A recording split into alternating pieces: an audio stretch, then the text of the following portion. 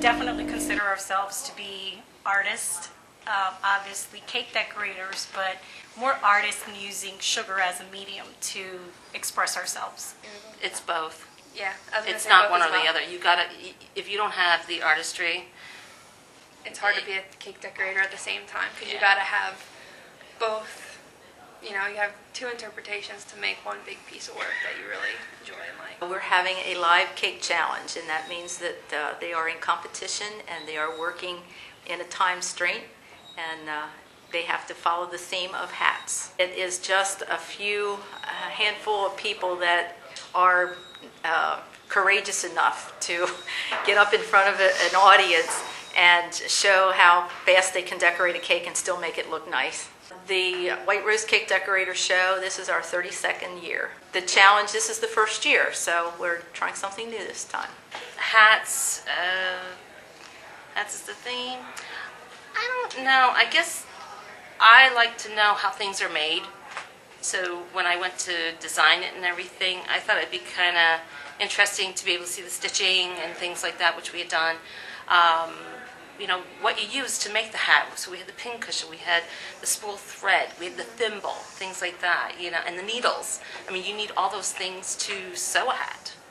Yeah. So it was like all the elements to gradually end up to the hat, which was on the top. So that's why we wanted it to tell a story, and so told the story of the hat, I guess. I think as creative people that we are, that process can be exhausting. Yes, it is. Because you want to do it all, but then you have to be very realistic with the time that you actually have, and sometimes it doesn't always coincide. So, you know, what I guess we did, like the wish list and what we can actually do together, and then we worked as a team, because it never works as you plan it. It's like we were supposed to do one hat and one hat, and it was like, you do one part, I'll do this other part, and let's just put it together while you do something else. Which is actually a regular printer, and has edible ink in it, and I was able to actually grab scrapbooking paper, do it on an image, scan it, and then print it on my paper.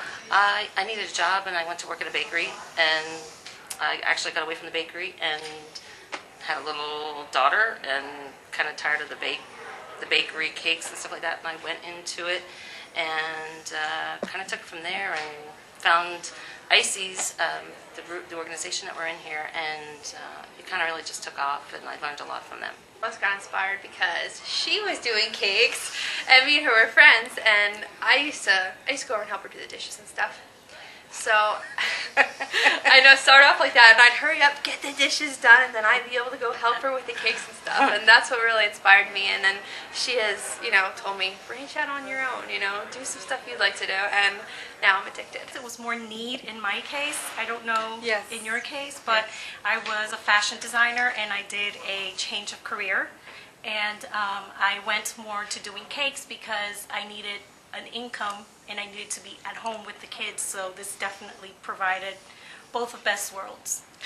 Yeah, in my case it's the same. I was a graphic designer, I'm also a theater and stage designer, so I want to spend time with my daughter, I want to be home with her, and this is the perfect opportunity to do it. 1 minute left.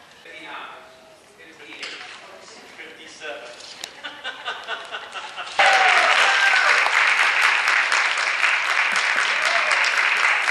They are receiving $100. Here we go, guys.